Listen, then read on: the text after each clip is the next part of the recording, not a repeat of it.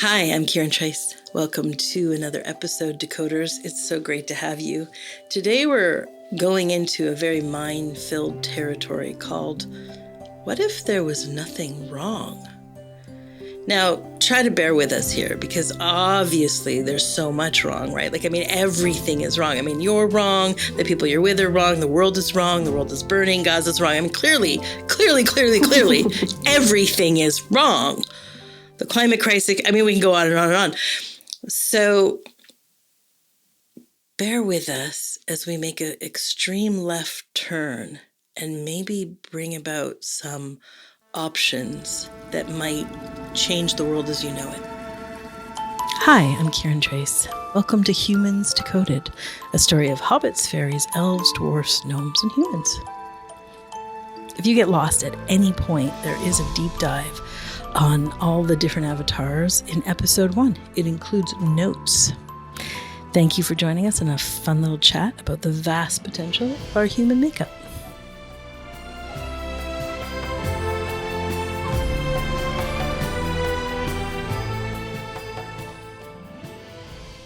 Hi, Leela.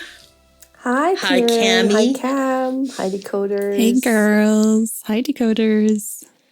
It's such a radical thing to say, what if nothing's wrong? Even just to ask that question is like, what?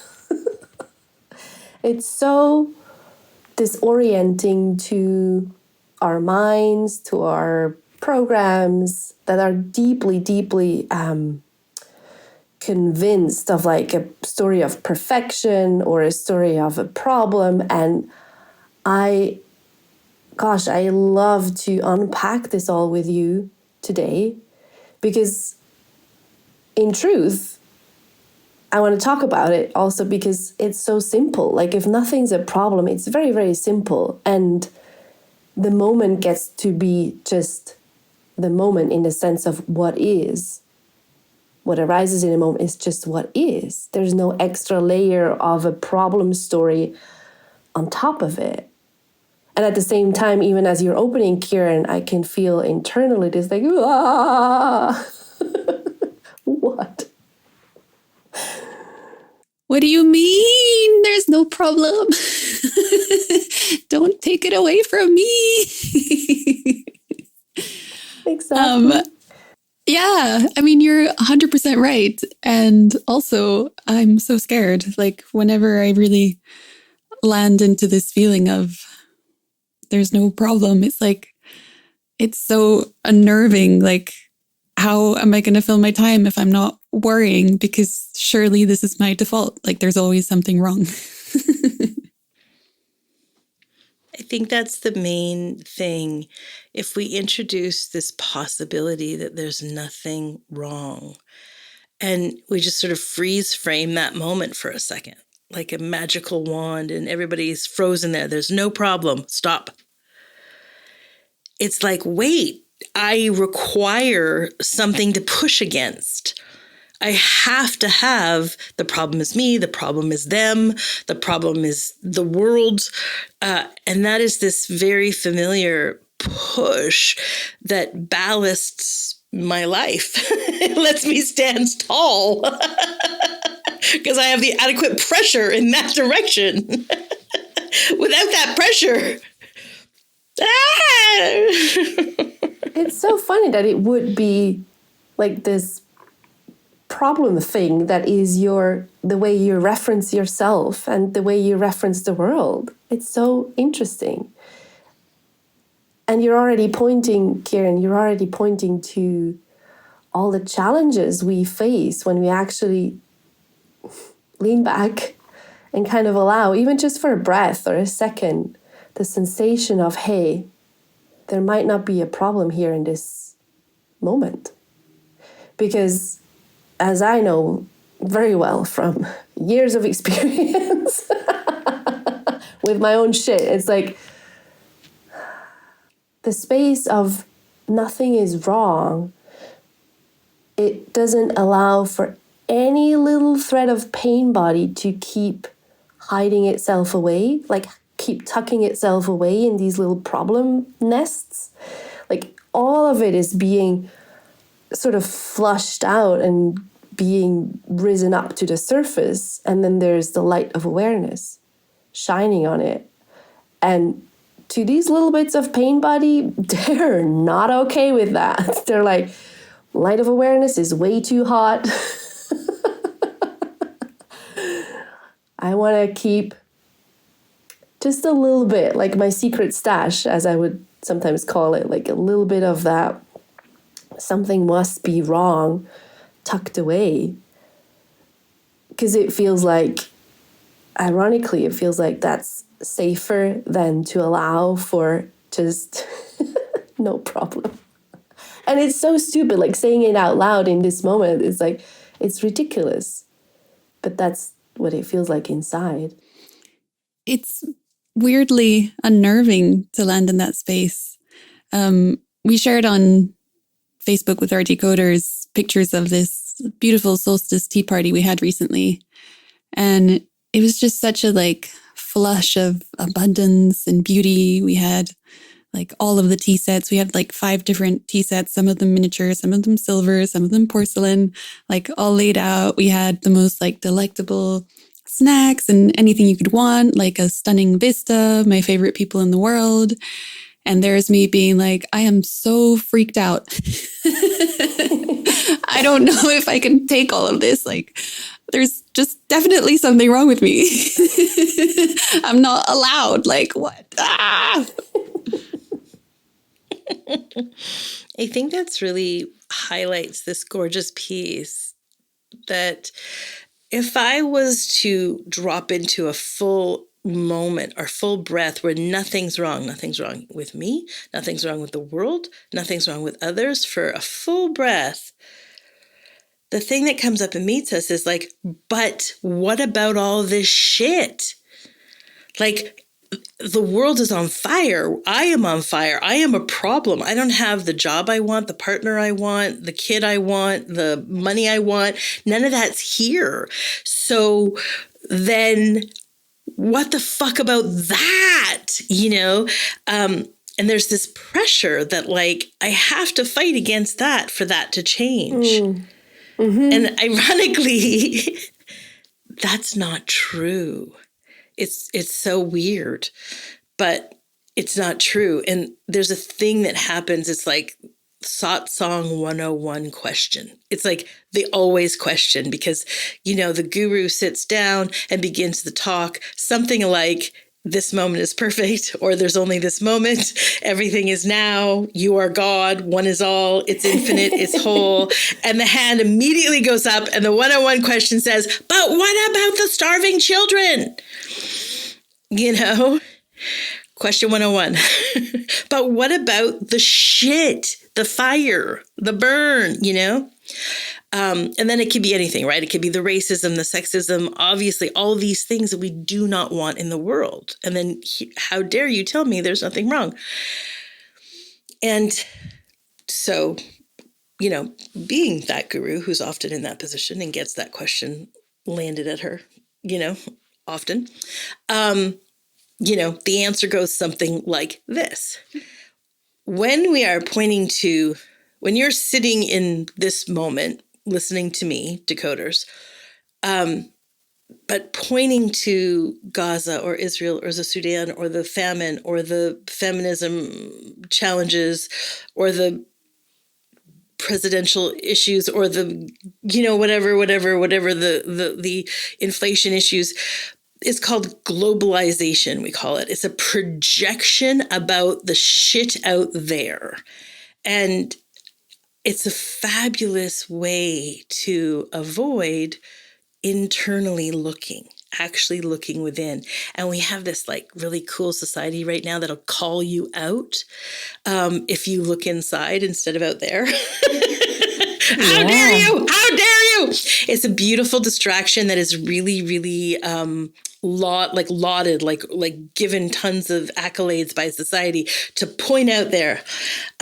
But if we look internally and we take our own personal struggle, challenge in the moment, and we start to look at that, we start to see something really interesting, which is that the heavy karma, as I call it, the pain, the suffering, is actually the incredible opportunity. It's the stairway out. The shit, the muck, the mud grows the lotus, as the koans say, right? It's the necessary pool of shit that actually becomes the liquid jade, becomes pure crystalline clear water. And there's an alchemization, a whole process when we start to look within and actually meet within and really bring ourselves to it, that transforms everything. And so let me be a little more practical for you. We often can look at like the homeless person. So we're going to look at this like homeless man. And sometimes what happens is you're in the car and there's someone on the corner and they're asking for money, and you turn and you look and there's this homeless person. And so quickly and so subtly is a story of separation. They have that and you have this. You're really different. Quite often in there's little bits of better than. I have a car, I have food, I have shelter, I have warmth. He doesn't. And then we bring in a whole layer of like charity or should help or avoid or whatever. But when we're actually in this process of internal inquiry, you get this gorgeous thing where you see the homeless man, which is a reflection in the mirror, inviting you to look inside at you, the homeless man, the homeless or the homeless woman. Like there's no separation here. It's the same one. You are one here. There's only one. And you too have known what it is to be really hungry, to be really cold, to be so lost, to be crazy. And I don't mean that in any triggery way. I mean, you cannot sustain a solid plateau of mental health, that it's jigging and jagging constantly. You know what it is to experience that. You are not separate. And when you can meet that in yourself and actually bow to this, not just bow, but like to adore it, like to see you have been that homeless person. We might call it the past. Many lifetimes ago, you have been that person. It was a very important karmic life because it catalyzed where you are today. But you could also say erase time, and it's just this one moment, and the homeless man and you are one. And this is an important karma. This homeless one in you is holding all this coal. And that coal is going to turn into crystal. It's going to turn into gold through the full alchemization, through the full healing process. And so there's a bow to that one who's carrying such a heavy load. And the bow is with love and with gratitude. And so to see the homeless man on the corner when you're in your car and bow in gratitude and love and sameness, there is what we're pointing to. There is no problem. There's not a problem. That's where the true transmutation happens inside of you. Like recognizing that compassion, having that deep knowing that you are that homeless person. There's no better, worse, me, they. It's like here, it's all here. And that's the only place where true healing happens. Like it's such a like rich, vast, alive opportunity to find all these pieces and like welcome them home. It's so beautiful. One time you said to me, Cam, I feel like I'm just glimpsing awareness. And I said to you, no. Awareness is glimpsing pain body. The default is not pain body. The default of who and what you are is this awareness of what is. And it's glimpsing the problem. Not the problem, glimpsing space where it could all be fine and there's no problem. Yeah, that's such a world flip. Like, wait a minute. So the default is goodness, God. Everything is so okay. And then there's like bubbles of pain body. Rather than most of my life live from the point of like grasp pain, problem, and like maybe a moment of respite if I'm good enough. And what you're saying reminds me of something a client recently said to me, that seeing, like awareness, seeing or awareness glimpsing is awareness loving it. Like in the seeing, there's already the compassion. That's already the the soothing for these pieces that are freaking out. And then it feels like when nothing's a problem, when nothing is wrong, it's just this beautiful, unobstructed movement of life with a capital L, that just, it does itself. There's no, like if it's a river, there's no branches in the river. There are not these kinks in your system that are distorting the what can be called goodness of life itself. It's just free to, I don't know, do itself, express itself. This is our tea party, right? Like, yes, it was a podcast meeting, and life just put underneath us what I kept calling the Mad Hatter's Tea Party, which was just the most abundant, most gracious party.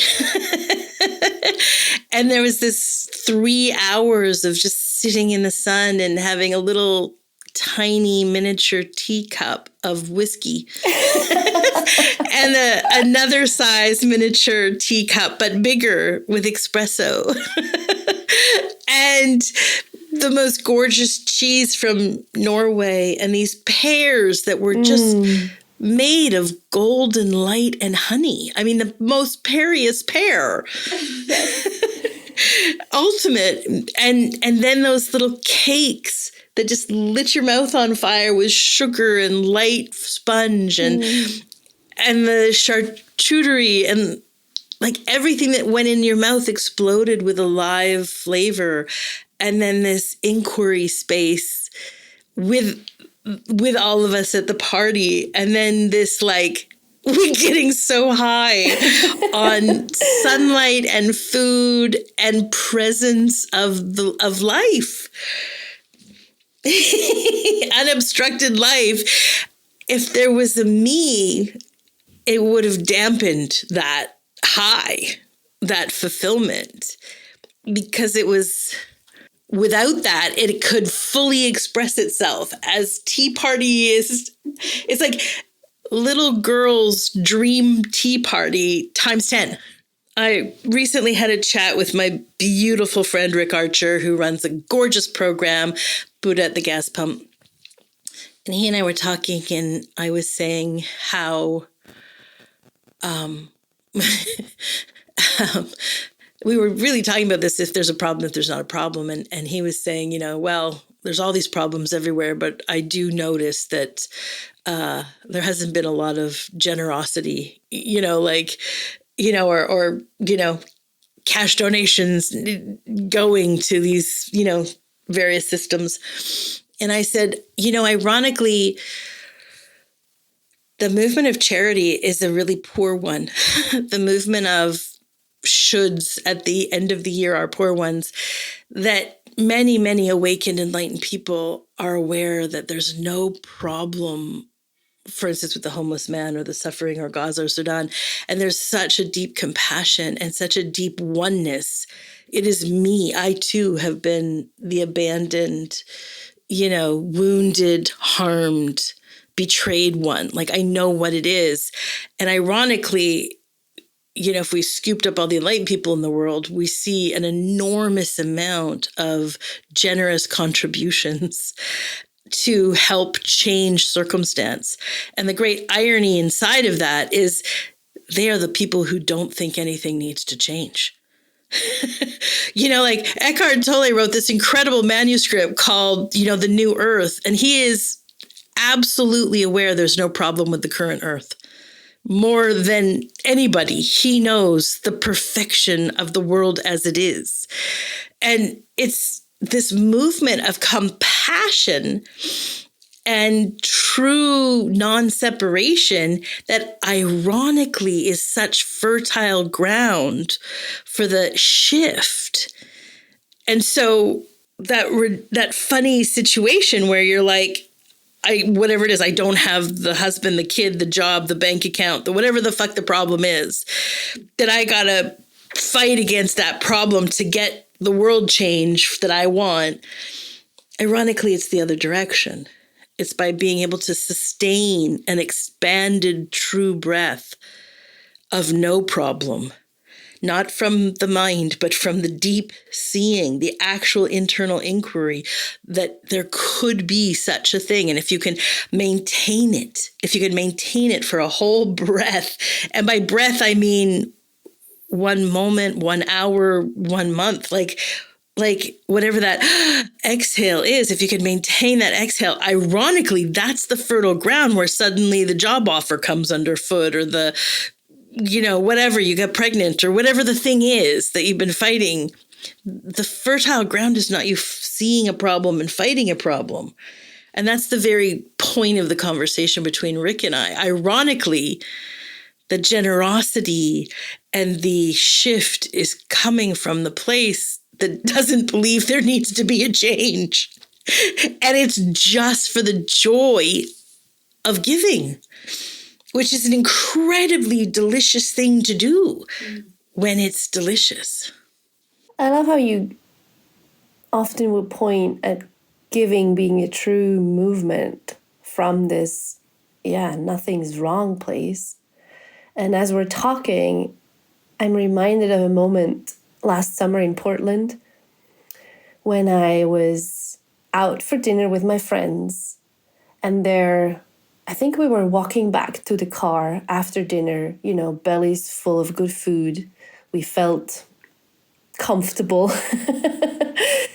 And there was this woman sweeping the floor in front of a tent.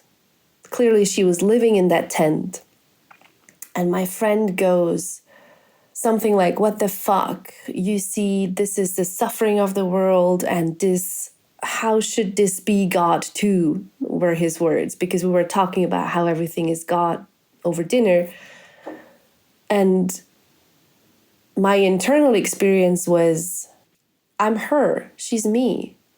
We're the same. It's source. It's just source, the same source. There's no difference. She's not other. What it felt like was honoring that homeless woman. What it felt like was really seeing her and not layering that story of, a problem, or this is wrong, this shouldn't be, on top of her, not projecting onto her, but just, this is God too. And that's such a fucking radical experience, point of view, way of being. It keeps being I'd say it keeps being a discovery in every moment, doesn't it? Like, in every moment, it's like, oh yeah, lean back. Nothing's wrong. This too is God. Whatever it might look like. Ultimately, I think all of this brings back what you were saying, Leela, at the top of the show, is that to actually live and breathe and consider there's nothing wrong, it makes the pain body go berserk. It just pulls all that pain body into the light of awareness. Everything that is pretty sure there's a problem goes berserko. I find myself in an interesting position as a teacher, providing opportunities for people to really get what they want, whether that's healing or moving past trauma or recognizing the true nature of their being or their original nature. And so often, as people get very close to what it is they want, boom, they run. And if I can put it right into someone's hand, oh my God, they'll squish the life out of it and run in the other direction. And that is so common. That's so much more common than getting the thing you want, having it land in your hand, and then you preciously breathe with it. Like, that never happens or rarely happens. life will put the opportunity under you, because life is that which desires the opportunity, and life is the opportunity. So the two can effortlessly meet. The piece that's in the middle is that whole me-go saying, no, I would rather seek for God. Did you get confused? I don't want God. I want to seek for God. No. I want to be healing. Did you get confused? Because I don't want to know the sensation of wholeness and independence. No. I'm sorry to confuse you. No, I need to be healing. I need to be dependent, searching for independence. Don't bring me independence. Don't bring that. How dare you? And there's a lot of like getting to God's doorstep, turning and fleeing in the other direction, pointing at Kiran as the devil. It's this thing that you mentioned sort of at the beginning of our conversation, the push, the pressure against something, the pressure against the problem, the pressure against, I'm the one healing or whatever. That's familiar, that's known, that feels safe. I mean, it isn't, but that's what it feels like to the pain body. And to have that sort of erased in the sensation of no problem at all, it erases your point of reference. It erases your stance. Like separate self has no ground anymore to stand on, and separate self doesn't like it. We do that with our avatars, right? Because in this program, we talk a lot about these different blueprints, and that's an invitation to lean back into this authentic rhythm of you. And it's really interesting because we can actually use that as this lean back into the authentic you, or we can have the mind grasp to try to understand it, to try to make sense of it, to see where I am, to see where they are, like...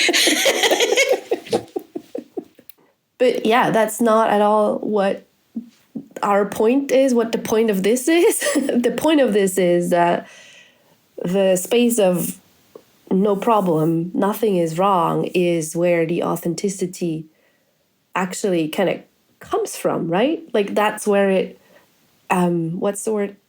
Arises from. That's where it can bloom.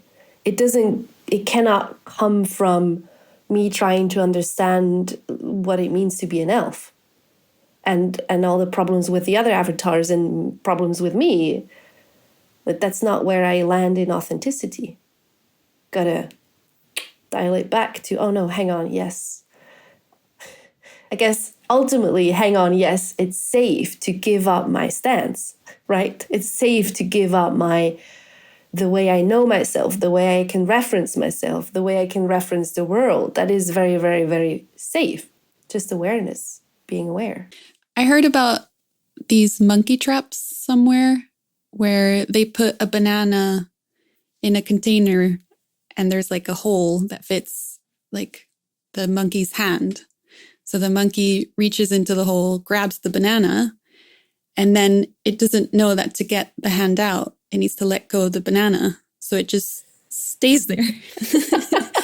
That's how they trap the monkeys. And I feel like we've been pointing to this a lot, but it's like, what's your banana? Like, what's your control movement? What is it in you that's like desperate to fix something, that's like so sure that something is wrong with her, with him, with the government, with the job? It's like,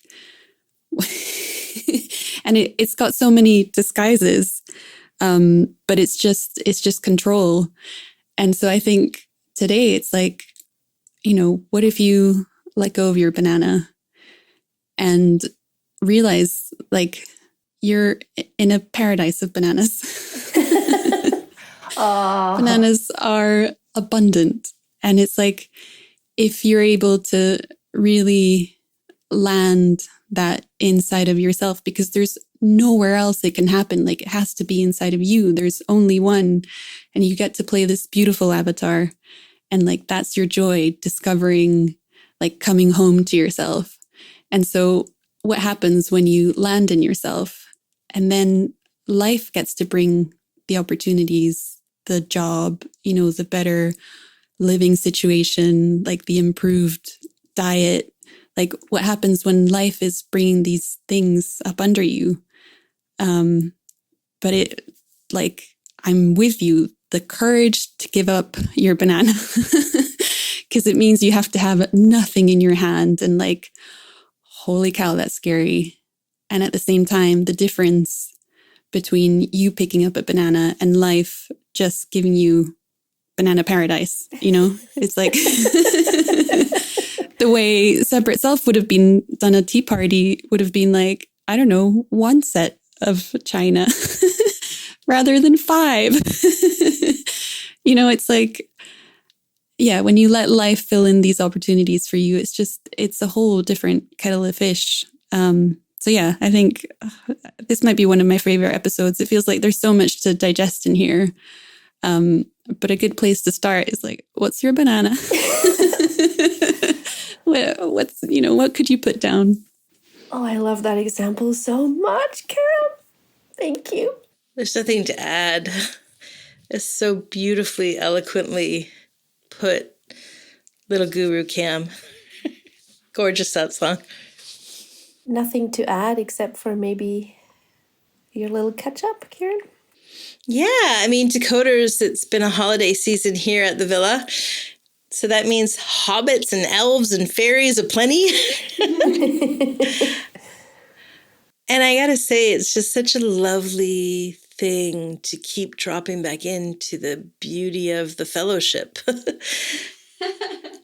And it's still something we have to verbalize, and we sometimes have to pause and rest back into, because sometimes the elves feel like they need to be fairies, or the fairies feel like they need to be hobbits. And we had, Christmas morning, some people woke up with a little bit of a pain body hangover, or a little tired, or, there's been a lot of celebration and aliveness here. And sometimes what's more alive is after that is to just chill alone in bed. And Christmas morning was a bit like that, but people had pressure of like, I should be happy. I should be enthusiastic. I should have energy. And we had to step back as a group and just lean back into what was true. And for a lot of us, it was like an alone, flowing, quiet day. And we didn't get to the present unwrapping and stuff till much later in the evening after a solo day. And I just want to share with you all the beauty of pausing, stopping, leaning back, re-articulating. The fairies are so beautiful at designing the table and the candles and the space. And the hobbits are so good at sort of pottering about and doing the cleanup at the end of the day and making sure everything's so clean and tidy, and the elves are so good at the shopping lists and what should we have for dinner and inviting us back into our delicious yes. And just staying in your lane, staying in your rhythm. Sometimes in a group dynamic means you have to voice it, or you have to lean back. And even last night at the dinner table with all of us around the table, we had a chance to just verbalize and remind everybody, like, really stand up for what is true and yes in you. Like, put it on the table. Because when you can really have the courage to find what's truly yes, even if that's the alone in bed day, even though it's Christmas morning, or if that's no shopping at all, even though we're having a New Year's party, even though it's surfing in the sunshine, even though there's chores to do, throw your yes up, because it rises everyone up. And if we can find the space where all those yeses live together, that's life living itself. And it's just always so joyous to watch that happen around here, where it's a really big house and there's a lot of space for people, and the fellowship can just find this connected harmony is such a celebration. Yay for the fellowship. And so I'm wishing you all the same in your homes and in your fellowships. and having the courage to language that for you guys too, decoders. Anyway, we'll be back next week in your ear, blah, blah, blah. Anyway, so don't need to preach so hard. Oh, but how beautiful is it, your preaching? Thank you. Well, I guess more next week. Bye, decoders. Mwah. Bye. Thank you for listening. We obviously love hearing what you think. Your feedback helps us make a better show for you to listen to. So feel free to comment, and you can do it at Facebook, which is the Humans Decoded podcast. And if you're not on social, you can always email any questions to us at outreach@kirantrace.com. And thanks for listening. We love you.